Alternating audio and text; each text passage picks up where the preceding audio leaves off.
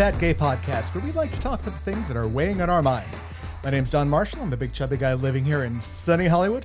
And today I am a what the heck is my schedule boy, because people keep canceling and moving things around on me today, so I don't even know where I am right now. Oh, no. Hi, I'm Dan Oliverio. I'm a chubby chaser, author, and public speaker, and I am wearing my sumo shirt, so I am ready for sumo action. Oh, my. Okay. Take that. I'm Trevor Keyson. I'm saying my last name this time. I'm a super chub. I am here in sunny Hollywood as well, and I'm a master of my calendar boy. I'm taking control of my calendar. I'm owning my time. Well, my name is, not to be outdone, my name is Michael Willer. I'm a chaser. And similar to Don, I am an out-of-control, unscheduled schedule boy. Like, I don't know what's going on today, except that we have to wrap this show in exactly an hour and 14 minutes because I have a work call coming up. Welcome to the show, everybody. We're doing this on a Friday, which is very unusual. Our special weekday edition. Totally, yeah. The vibe is different. We're all business today. We're ready to get straight to it. That's right. Straight to the penetration. Ow. So to begin the penetration, let's begin with fucking. Let's begin with a pop. Yes, we're Culture. pop culture. Boy. So I saw a lovely thing this week about a new game from Sega. It's the Tokyo Olympics 2020 game, because remember, pandemic, everything, blah, blah, blah. Yeah. And it was a game writer who talked about how the game lets you be, as he put it, tubby. Yeah. In their avatar creation. So they have a very, what's the term? They have a very progressive character creator, because they also don't, in this character creation tool where you can actually create a fat athlete and have no impact on the actual gameplay, they also don't list male and female as options. They just have icons of like how a character might present. And so you're not actually picking male or female either. You're just sort of putting together the person. I think it's called style. Style, yeah. Oh, that's interesting. I like that. It's very, very progressive. And from Sega, like not a small company. Like I was shocked. We've touched on this before, where like representation of video games matters, but representation of larger people has always been problematic. You know, there have been very few games where you can make yourself actually fat as opposed to just a little thick. Yeah. You know? Like not with rippling six-pack abs, which by the way is a choice.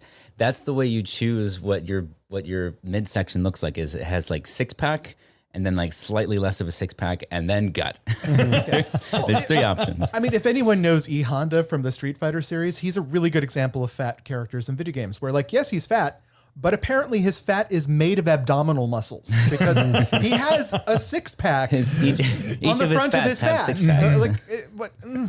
Like a fat guy wearing a six-pack shirt.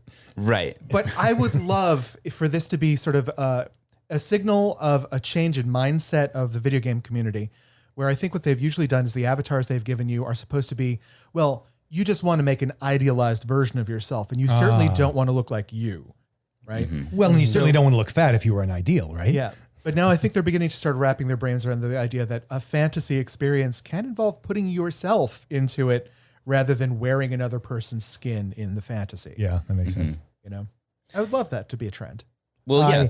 Awesome. Thank you, Sega, for, Yes. I guess, just randomly and graciously including fat bodies in your athlete game. Yeah. Cool. It wouldn't be pop culture if we didn't bum you out a little as well. So something else I saw this week was an ITV article, and it was about a plus size wedding dress mannequin that is fat shamed on a daily basis. So this is a mannequin in a bridal store window, and it's size what? Do you remember 32. It's a 32 size mannequin, and it's got a bridal dress. It's just a mannequin. It's just a friggin' mannequin, and people are walking by, taking pot shots at the store window. And here's the really awful part. While plus size customers are inside and can hear them. And can hear them through the window. Yeah. Which is, and I'm trying to focus on the positive, which is that they specifically were looking for a larger plus size mannequin specifically so that they could show plus size women that you're welcome here and you can find a dress here. And like, the people who own the shop have the right idea. Like, Yeah, no, they're totally and they're know. and the shop owner is like is just mortified that the whole point of this exercise, as you say, was to get fat people into her shop as a welcoming environment. But the people of England have taken care of that. yeah, I was touched by the interview with her in the video article on there, in that she really goes to bat for her beliefs, and like she hangs a big old sign in the window saying, like, what are you saying right now? Why are you saying it? Nice. Calling people out. I was impressed. Like, not only was it smart, but she's putting her own business on the line by calling out, the passerby's reactions. Much respect to her. Yeah. It's really great. Especially, I mean, I hate to say it, but no surprise, this is in England. I just wonder, like, how, like, if I walk by something that I'm not into, like, let's say it's a storefront and it's like a hat store with a bunch of like NBA logos on the hat, I'm not going to like stand there and make cracks about it. I'm just going to walk by because it's not my thing.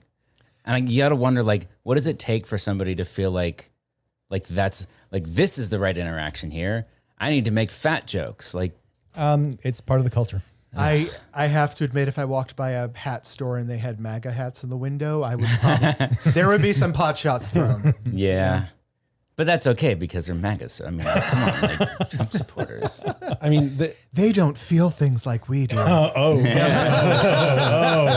boy. the whole thing just, so the mannequin's name is Fuchsia because it is a bright fuchsia mannequin. It really made me want like Mannequin 3 with a plus size headless mannequin getting revenge on all these people in this small England town. Why do I feel that would be more of a horror than a rom-com? Yes, accurate. This is Trevor we're talking about. And it is a headless mannequin. It is not like it's not Kim Cattrall. It's not whoever was in Mannequin 2. Dan, I think we've lost the plot here. Anyway, the point is, It would fit with the horror theme. killer mannequin starring Fuchsia, the plus size bridal mannequin. You got your killer bride. You got your killer mannequin. Check. Yep. Flamboyant gay sidekick assisting Yes. in the murders. And people in a small English town There you go. getting murdered. Running in abject terror. Yeah. Yes. That works. It works for me. She Well, was originally moving on. called Yes. Whitey when we bought her. on that note, Wait, no, is Ooh, do you have the music? I think so. Is this it? Yeah. Yes. It's Fat Watch. It is. 2021. Yay. I like when you sway, baby. So this week there was an article in Bustle that I was going to share, but Don actually found a very similar piece from Samantha Bee, a video from what's her show called? Full Frontal. Full Frontal On with Samantha Bee, TBS. talking about the weight loss industry attacking our post-pandemic bodies. Yay. I was shocked to watch this video in how on point it seemed to me. Like, she was talking about a lot of things almost verbatim the way we've spoken about them in the past. Well, and she's done a really great job. If you look into this in the fatosphere, and for example, this Bustle article that Trevor mentions, it's on point. And the fatosphere has been talking about this for quite some time, for from the pandemic, pre-pandemic, long time. But yeah, you're right. She does a really great job of packaging, like so many of these late night comedy news shows do, of really packaging what's important, why it's offensive, and stop it. And yeah, I've noticed just watching Samantha Bee and other segments and other episodes she's done that she has a really progressive, understanding take for somebody who wouldn't necessarily have to. Like, you feel like where she's coming from and where her writing staff, because it's not just her. Yeah, they are taking their position seriously. I feel like John Oliver does a similar thing. Oh as yeah, well. very very much so. I feel like she's a lighter version of John Oliver in a lot of ways. Less sarcastic. Well, no, she's pretty sarcastic. Yeah, I guess less British. Yeah. Well, she's got this, he's got the British thing going. She's got the Canadian apologetic thing going. Is she Canadian? She's very Canadian. Oh, that might explain something then. I didn't realize that. She doesn't look it. The segments. She smells like maple syrup. It's really funny though, and it's really on point, like Don said. And it also, I don't know. It just, I feel like we talk about this so much in our group in our circle that you kind of are used to the conversation after a while, and then you see it out in the real world, and it's like, oh, like this was out there. Like this was the first time I've really seen it tackled on sort of a mainstream comedy news show like this. Like, And what do you mean tackled? Do you mean specifically the post-pandemic bodies thing or something else? no, I felt like she opened it up to body issues in general. That like the COVID aspect was the launching point, but I thought she really kind of hit the broader topic. Yeah, she pretty also well. hits fat doesn't equal unhealthy. She hit a lot of stuff. That fat diets shaming- are not effective. diet of not effective. What I really liked about it is like, this is, I don't know, like a subtle way to like, you can send this to someone if, I don't know, they're giving you flack, yeah. or like, I don't know, like a low key recruitment tool to get Good call. allies, potential allies in your life Yeah. to care about these issues. Under the guise of, isn't this funny and, Yeah. kind of important? Isn't this great? And then if they backlash against it, and like want to like debate it, then okay, this person's not worth saving. Well, or you can have an educational. Nah, they're not worth saving, Dan. Just let We're them in a go. mood this morning, aren't we, Michael? The blood, the not worth saving. I didn't get a lot of sleep. This is where Oh, It's you a didn't Friday. like the post? You're getting Allow Friday, me to introduce Michael. you to my friend Fuchsia. dum dum dum. Call Fuchsia, and the headless mannequin holds its phone up to its the place where its head would be. Well, So thank check you, it Samantha out. Bee. It's worth looking into. Yeah, it's very funny. Okay, well, yeah. So don't stress about the COVID-15 the quarantine 15. That's what they were calling it, because we were talking about the COVID-19. The COVID-19, the quarantine. It's ridiculous. So They can- don't do that. Yeah. Just don't do that. Which is, I think, a good lead into our Good advice. our main topic. yes. Which I think maybe first we should have Don kind of share Yeah. the little story. the that, inspiration Yeah. for this topic. All right. So yesterday, I was at a doctor's office and I was waiting for the elevator to go down to the parking lot. And the elevator door opened and there's 5 people in there already, right? One of them in a wheelchair. So it's a little full, but there's still space. If somebody had stepped back, I would have been able to fit in very easily. But I was looking at it. I sort of leaned in my head just because I was going to see like, do I try and push my way in? At which point this blonde older woman at the front, hi Karen, goes, oh no, I think there are already enough people on here, right? And at which point my immediate reaction was, oh, no, I agree with you. I stepped out like I was slapped, right? And And that she was right. yeah, of course. Like, Of oh, course I'm she's so right. sorry. I'm so sorry. Of course you're right. Yeah. Yeah, by default, she was correct. I'm imposing, right? And as the doors closed, I realized like, wow, that was just my default. Like my default was not to literally fight for my place on an elevator I have just waited 3 minutes for, Well, and did you, but would you, if she had said nothing, would you have gotten in? No, because COVID for me, Yeah. that was my gauging was like, is there enough space in here that way? And I admit part of my thinking process after was like, well, she meant COVID, right? Like, You never know. That's was the it thing the about fat thing? Well, that's the thing about discrimination is you're never quite sure unless you're really sure. So what it made me think about was that I hate the fact that if I'm going to a place like the beach, right? I'm prepared. I know what I'm walking into. I have an idea of what to expect. But when the beach shows up on the elevator, I'm taken by surprise and retreat back to trying to be small again. I just imagine the elevator door like starting to open, and then a giant striped beach umbrella just goes and like hits down. Me going, no, I wasn't ready. I thought you were going to say a bucket of seawater, but Well, that too. But Trevor had a this feeling. yeah, well, that- this is from kind of Dan has said this before. Yeah. Okay. Of these unpleasant, unexpected little, micro to macro aggressions of fat phobia, getting slimed. yeah, that's what I've called it in the Yes. past. Nickelodeon style, like Yeah, bucket so of slime. you're just standing there minding your own business, being in your own life, and all of a sudden, Ugh. And I feel like that's really accurate. The only times I've actually I feel that I'm pretty good about bracing myself for what I'm anticipating as an unpleasant experience. If I'm ready for the slime, it's not going to hurt me that much. But like the random screams from a passing car, the glares in an elevator.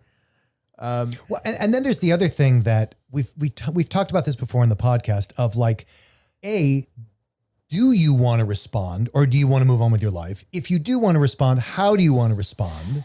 Because there's a whole, we've talked about, there's a range of possible styles of response. And then, and then if you are going to respond and you're going to use words, as opposed to a bloodied mannequin, what are you going to, like, how do you language it? Oh, and by the way, the elevator doors just closed and you have no time to do any of this. Yep. I'm never seeing that particular Karen ever again.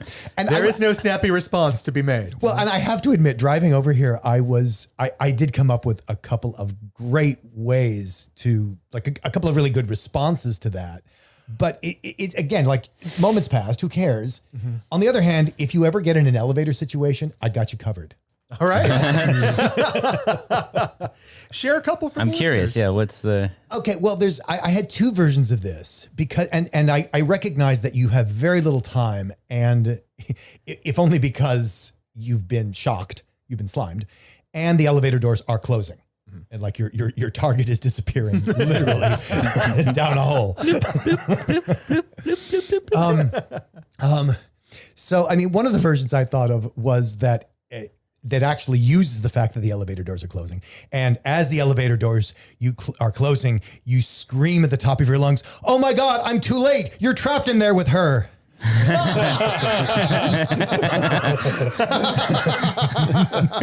And then she has to ride down with that background. Like, she is in there with all those people who just heard that. And nobody can say anything. It's a perfect prison of awkwardness. Like, drop that little grenade inside the elevator door. Exactly and then right. Walk Exactly away. right. So, but I get it. It's a day late and a dollar short, but Yeah. But since I feel like all of us are a little better at dealing with these things when we're prepped, is there a way to prep? Like, how do you prepare for slime? Can you prepare for slime? I think maybe it's a disposition about what would you like to do? Slap them. Yeah, I mean, because some people wouldn't. Some people would be like, if they could just make it mean nothing and move on with their life, they would prefer that. Some people are like, no, I need a counterattack. I need a trebuchet. Oh, yeah. And so I think part of it is like, what style are you going for in a perfect situation? I mean, personally, I like to try to make it mean nothing. And especially kind of getting the more, like, in this podcast, in my personal life, the more I talk to people about fat stuff, about body stuff, the more you realize that so much, externalized fat phobia comes from extremely internalized fat phobia. Always. This is people vomiting up their own issues about their body. Definitely. So it's great to be able to, like, come from that mindset, but there's times where it's like, I still don't want to get slimed, and I am now covered in slime. And it's just like, you're just dripping, like, yeah, but okay, but it's just, she's so much worse. Her experience is so much worse, even though she's not covered in slime right now. Well, she has to live with the slime inside of her. Yeah, I was going to make a cleaner metaphor, but yeah, that. But I think the difference that Don is pointing to is it's not even that conversation like we've talked about, like during the holidays when Aunt son of a bitch says something terrible about what you're eating. Her. You've met. Are you related to her too? Damn it. But where there's sort of like, it's an ongoing presence. It's unexpected, or it's not unexpected because it always happens at the holidays. But this is like, you really do feel ambushed. Yeah. My first boyfriend and I were standing on a street corner in Austin, Texas. And of course, a pickup truck rolls by, and out the window, I couldn't even hear it because it was so muffled, but it was basically faggot, which is Texan for faggot. And, and without missing a beat, before I even understood that it had happened, my boyfriend at the time went, "Where?" Which is genius, right? The truck didn't hear it. It was more for our benefit than. Can you imagine the confusion of the guy? But no, wait, no, go back. Yep. We're already gone. I feel like one of the sort of the freeze and inaction inspirations, I'm thinking about me. I'm not sure if it's everybody, but I'm going to throw this out there for people to chew on, is that I think a lot of like original fat shaming for me came when I was a kid. Sure. On the school bus, where there's a pack after you. Oh yeah. And if you fight back, that's going to go really badly. I see. Because if you fight one off, there's going to be another two to your right. And if you react to that, then the ones on the left are going to, it's literally fighting off a pack. Captain America, I could do this all day. So I feel like there's a core piece of me that still reacts like, do not provoke the pack, which makes me hunker down. Well, but there's the other side of that too, which is I shall never defeat them. Yeah. So my reaction last night, as the inevitable processing and looking for the comeback began, I feel like for me, this may be the right reaction in the future. I'm going to try it out. It might get me in trouble, but I'm very good. I have a superpower. Oh. I haven't used it on anyone here, I don't think. But that superpower is to shoot icicles out of my eyeballs at people when I am not feeling approval towards them. Right? And I was thinking in that moment, if I'd actually held the door, made eye contact with her Oh yeah. for a beat, like for a full beat, and then asked, do you feel better about yourself? And let the doors close. Bingo. I would have felt very good in that moment. Like that would have been a good closer for me. Maybe that's not for everybody. But if you have the ability to shoot icicles out of your eyes, maybe you would like to give this a try too, dear listener. Yeah, I mean, the thing is, what I love about that technique is it's not reliant on language. It's really all in the body, and that you held the door. And as soon as you hold the door and glare at her, she's going to be very afraid. I mean, anybody would, and not just because you're big, but because it's like, whoa, I didn't expect that. And so I think there's that. And then even if you had said, "Of course, ma'am, I wouldn't think of coming in this elevator." It doesn't matter what you say, your point has been made. Yeah. And you can obviously escalate from there. And I think also I don't know, I think we should maybe talk about like post slime care, because I think so often in the moment you're just kind of like, oh, this sucks, but like I have, okay, I'm going to find another elevator now or something. And then kind of it is that, when you finally have your downtime is like, it comes back and you have to process it somehow. So like what are, I don't know, everyone's ideas for that? It's such a tough one, because it's the whole point of interactions like that is that you get no time to process it in the moment or resolve it. And so it's just this lingering thing of like, how do you get rid of something that was like thrown at you at high velocity? Like, even if you take it off, it's still going to sting. Well, and I was going to say that even Don, if you had gotten off your perfect moment, your perfect shot at this woman, I don't think you'd be in any different position this morning. No, absolutely. Like she's already there. Yeah. Karen already has got the living quarters in my head. It's not a matter of how you dealt with it in the moment. It's not about getting the right shot in. And I mean, so we're what, like 24-ish hours out. These things can last days, it can last weeks, it can last years. Oh yeah. I mean, there are things that have been said to me that, live rent free in my head. Like, and it's just, we've talked about, the importance of talking to children, because when a child gets slimed, the volume of that slime is so much more impactful. Yeah. Well, same amount of slime on a smaller body. Yeah. Right. They've got a surface coverage. Yeah, absolutely. I think having people to talk to about it, like I can't imagine how much worse it would feel if you just had to like sit on that and just hold on to it and not be able to let it out somewhere. Well, usually when that happens, it's because the adults around you, or in this case, if you're the adult and it's the people around you, you feel like they would be in agreement, or that you feel that they would just tell you to toughen up about it, that why are you crying? Or the worst of all, I think, is like, well, you're fat. What do you expect? Yeah, that sounds about right. But I still think but like, I was thinking like if this were a kid, like one bad response, and I've had this come up in seminars when I do seminars with parents and educators, is I had this mother, I think I've talked about this, her kid came home and the kid was like, "Mommy, am I fat?" And the mom says, "No, you're not. You're beautiful."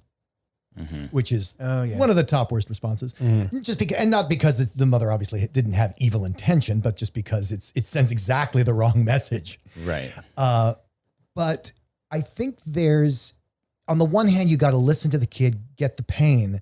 But on the other hand, you also, I think Trevor's point is well taken. You want to get that, like, it's not, you don't have to live in that. That is something that happened. And now there's other things that happened since then. And you can move on and they can't. Like the person who said that, they're stuck in that. You don't have to be. And if you can develop the child's resiliency that way, or the adult, I think there's merit to that, because otherwise it's just going to keep reoccurring every time it occurs, if that makes sense. I want to circle back to something Trevor said about sort of holding on to this stuff and it living you for a long period of time. And it's interesting because I was thinking about that for a couple years, actually, where I think originally I thought holding on to those things was making me a tougher person, right? Like, this is toughening me up. I am stronger because of surviving these things. And I hold on to them as shields and examples of how to progress or how not to be or all that stuff. But the more I've been thinking about it, the more I think actually it's not toughening me up. It's just keeping me at sort of a constant level of damage where damage below that threshold doesn't hurt as much because there's other shit I've got to worry about. Right. I was actually thinking about the Incredible Hulk in the Avengers as he turns around and says, my secret is that I'm always angry. Yeah. That's my secret, Captain. For me, I think a big healing thing over the past couple years has been doing this podcast, talking about this stuff out loud, about things I don't talk about out loud has been a very healing experience for me. Sometimes allowing me to recognize damage I didn't recognize as damage. Right. So that's something that I would offer up to our listeners is like, if you do not have that person or people that you can talk to honestly and bluntly about some of this stuff and that will ask you questions about it, that's really of use. So looking for that sort of support could be very useful. I really love that. And there's two things I want to say about that. Because one, a lot of people who listen to our podcast, the first thing they say is, oh my God, nobody talks about this. Thank God you're talking about this. And that goes to your point, Don. But I think the other thing is, as I recognize as someone who lives in a privileged body and as an ally, I feel like anything I have to say to you, Don, or a fat person is like, yeah, that's nice, but you're not really dealing with this. And I think it's really important and key that when you just began the last thing you said, you addressed it to Trevor. And I think that's perfectly on point because someone like Trevor gets it. Someone like me imagines it, or maybe if they used to be fat, recalls it. They're not ongoingly dealing with it. Someone like me or Michael. So I think maybe if I could sharpen that pencil, is what you're talking about really talking to other fat people about how they deal with it. I don't know when this is coming out. I did an interview with Bree, our former guest, she's doing a series on the NAFA blog called Fat Chat. And in our discussion, I talk about, the importance of, as a fat person, having fat friends. So important. Just because you can talk about these things and the other person gets it. And I'm always on top of the mountain about allies. I'm the big preacher for allyship. From what we've talked about, it can be very isolating just to have experiences like that out in the world. And I think you tend to like cover up and shield yourself and close off from other people. I don't know. If you're going to be at Big Bayou, come talk to us about it. Yeah. We'll listen. That'd be awesome. Yeah. Well, I think it's true. I mean, I think Dan, we've talked about this before. Dan's talked about it, but also I think it's the same for chasers. I was just about to say that chasers need fat friends, not just fat fucks. I was going to say that chasers having chaser friends. Oh, that's true too. Yeah, is important just because I think, finding your people. I think. Tell me what you guys think about this. This just started percolating. The idea that like we as humans, I think, generally tend to focus on the negative things or the fear of negative things. Like you tend to just naturally focus on that. Like for instance, walking into a store and it says, "Oh, this is on sale, but only for a limited time." You suddenly have that fear of missing out feeling that drives sales like that to be really successful. Like you don't want to lose. And so I think I wonder if in a similar way, like you get slimed and you're just living in this negativity. And if that feeling of like needing to balance the scale again, like you're now tipped one way because you have all this slime on you, and you have to feel like you can rebalance the scale, like taking the next positive thing that might happen, because essentially it's just a random event. It's just a random negative event. Yeah. And so reminding yourself that, okay, you can mentally even out that scale with the next positive thing that happens to you. You just have to like put that on there. Like you have to take it and go, that was a really good thing that just happened. I'm going to put that right up here and let that slime just like slide right off. Yeah. Because I don't think I could, I've had, not obviously with this exact same issue, but I think everyone's dealt with like random acts of aggression that you can't rationalize. Like something happens and somebody does something shitty to you in the moment, and then they walk away and you're like, how do I deal with that? Mm-hmm. And I think it's really hard unless you actually proactively say, I'm going to try and fix this with something to balance it out and like put life back in balance for myself. I mean, I'll say from Don's example, because I think a lot of fat people have dealt with like the elevator thing, dealing with that, but then getting it, very often you get an elevator to yourself afterwards. Which That is true. An elevator ride by myself is a treasure. It's a joy. It's one of those little things in life. And sometimes if he's going enough floors, he has enough time to put his clothes back on. Yeah. Yeah. I would like to also circle back to something that I think Dan said, the reiteration that this slime attack is almost never about you. Oh, right? certainly not. And one of the issues I always have is that I don't always believe that. I have to like work on believing that.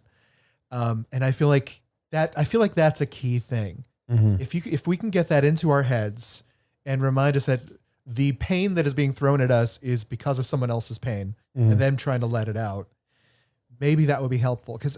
And I am holding on to it. Like I'm talking about this elevator event when I had two other things happen in the same 24-hour experience that were physical affirmations where people were telling me you are attractive, right? And those get pushed into the closet because I'm focusing on the elevator. Yeah. It's like what part of life are you going to listen to? Exactly. So Well, remember, and how many hugs do you want when you have slime all over you?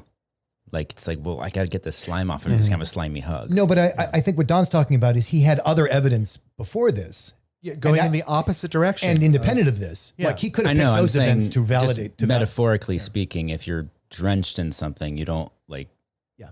that interaction is not going to work until you can get the It's like drenched. slime is a protective coating against good things. Right. You know? Right. Exactly. Yeah. So yeah, like keep Trevor and Dan's advice of this is not about you. And maybe that'll help you wash some of it off you the way I'm going to try and use it to wash it off me. Yeah.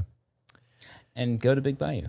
Yeah. Because there'll be lots of slime there in a good way. Go to Big Bayou. Oh dear. I was going to say, both silicone and water based. Yeah. go to Big Bayou, make And some fat protein-based. friends. And, Yeah. I don't know, share your de-sliming tips. Yeah. It's just so affirming to be in a place where gay is normal and fat is attractive. Yeah. Trevor, do we have a tip today? We certainly do. How exciting. So I think I mentioned this a while ago. The book Fat and Queer came out. Oh, right. Oh. It came out in May. It's an anthology of queer and trans bodies and lives. And it's described as this one-of-a-kind collection of prose and poetry radically explores the intersection of fat and queer identities, showcasing new, emerging, and established queer and trans writers from around the world. Celebrating fat and queer bodies and lives, the book challenges negative and damaging representations of fat and queer bodies and offers readers ways to reclaim their bodies, providing stories of support, inspiration, and empowerment. Wow. And it's an amazing group. So many amazing writers, friends of the podcast. I don't know, heroes of the podcast, including Aubrey Gordon. Oh, nice. It's a wonderful collection. On their website, they have, I mean, you can get it on Amazon, but on their website, they have different booksellers you can get it from if you want to support independent booksellers. And they have the same for international audiences. It's great. Check it out. Yeah, Buy a that book. sounds awesome. Support fat and queer writers.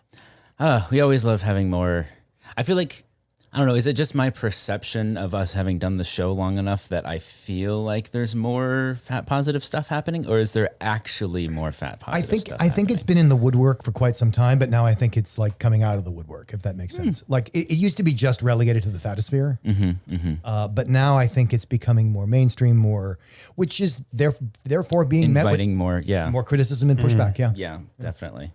Well, Don, have we a bit today? We do have a bit. Can I just say, have we ever not had a bit?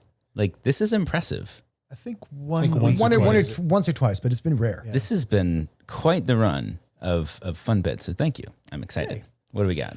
Well, seeing as how I was concerned about whether or not I could fit in the elevator, I figured we would do a deep dive into some major events in history involving mismeasurements. So multiple choice on all of these. Okay. In 1628, crowds in Sweden watched in horror as a new warship, the Vasa, sank less than a mile into her maiden voyage. Oh, no. With the death of 30 people on board. Oh. Armed with 64 bronze cannons, it is considered by some to be the most powerful warship it was considered to be one of the most powerful warships in the world. But why did it sink? 1. Shipwrights had been so enthusiastic about building the largest ship they'd ever constructed, they failed to realize it was too long to get through the narrow curving path through the jagged rocks that separated the harbor from the ocean. Holy fjords, Batman. 2. The shipwrights had miscalculated how much thrust would be needed to move the vessel and equipped it with nearly twice the amount of sail power a ship its size would need. A gentle wind basically flipped the vessel as soon as it hit the open ocean. Oh. Or 3, builders had used 2 different types of measurements while building it, resulting in the starboard and port hulls being different thicknesses and therefore weight, making the ship grossly asymmetrical and just flipping it as soon as it got into the ocean. Or 4, a pitch solution used to waterproof the hull used the wrong proportions of tar, resin, and ash, resulting in a water-soluble sealant. Oh, dear. The ship literally melted after several hours in the water. Oh, my beautiful wickedness. Man, these are some good options. And it did sink. It, in fact, did sink, not run aground, not... It sank. 30 people dead. 30 people dead underwater. Bronze cannons. Best equipped submarine that never went anywhere. I'm going to say 1. Too long. Yeah. Didn't get through the narrow straits. I mean, that sounds very logical, but somehow not quite weird enough to have drawn your attention. I think maybe I'm going to go for they created the wrong proportions in their pitch mixture, and that it literally just melted apart. Michael's going with the melty ship. Yeah, Trevor's going with the long ship. I was gonna go with the they were using different measurements until I don't think that's it, because that wouldn't have that result if it was just about thickness. They would figure out they were using the wrong measurements really quickly. So I'm gonna go with the pitch. Mm-hmm. Okay, we got 2 melty ships with long ship, and in fact, the correct answer is mismeasurements on the hull thickness. Oh, It turned out fascinating. The shipbuilders on one side of the ship were using it was like Swedish rulers, which are basically 11 inches long, and the other side was using conventional rulers, which are 12 inches long. you know, in Scandinavia, the Swedes are always getting these jokes made about them. The Norwegians are not kind about it. Yeah, so literally, it was just heavier on one side by about 10%, and the ship just flipped. Wow. So, yeah. What For an dumb inch. thing. Are you saying using an 11-inch ruler is a dick move? There it is. All right, question 2. In the 1984 mockumentary, This Is Spinal Tap, the members of a fictional rock group order a model of a Stonehenge megalith for their stage, but the note written on a napkin mistakenly asks for a model 18 inches tall instead of 18 feet. Coincidentally, which other performers made a very similar mistake in real life? 1. Black Sabbath also ordered a replica of Stonehenge, but in meters instead of feet. The resulting Stonehenge was so large that it got in the way of the band, and only a few of the stones could actually fit on the stage as the dwarfed rock band tried to squeeze between them while performing. I do like the idea of a dwarf rock band, though. 2. Ozzy Osbourne regularly bit off the heads of fake bats while performing on the stage. Instead of the size small bat usually used, size large bats were ordered for a performance. When Ozzy bit the head off, it proved too big for him to spit back out, causing the show to come to a stop while they had to pry the bat head out of his mouth. Oh. 3. Teen sensation Debbie Gibson was known for her jaunty, slightly oversized hats. Oh, yeah. At a mall performance where there was supposed to be a Gibson hat giveaway, a mistake in ordering resulted in the screaming throngs of teens being given tiny little Debbie Gibson doll-sized hats, about 1.5 inches across. Or, answer 4, a wardrobe mishap prevented the ballet great Rudolf Nureyev from going on stage when a new order of dance belts he had been given were designed incorrectly, resulting in nearly double the amount of stuffing and a groin profile too obscene for him to go on stage with. There's 11-inch rulers again. I want to say the Debbie Gibson doll hats. I have to say amusing to me. that sounds likely. I'm gonna say trick question. Secret answer is E. All of them are true. Oh, if only. So we've got an outside the box guess from Michael. We've I'm got swinging for the fences. I could get all 4 in points. for Debbie Gibson over here. The correct answer is in fact Black Sabbath with the double-sized. I wanted the rocks. tiny See, that makes, Debbie Gibson. there's a theme here about using different standards of measure. All right. And our last question.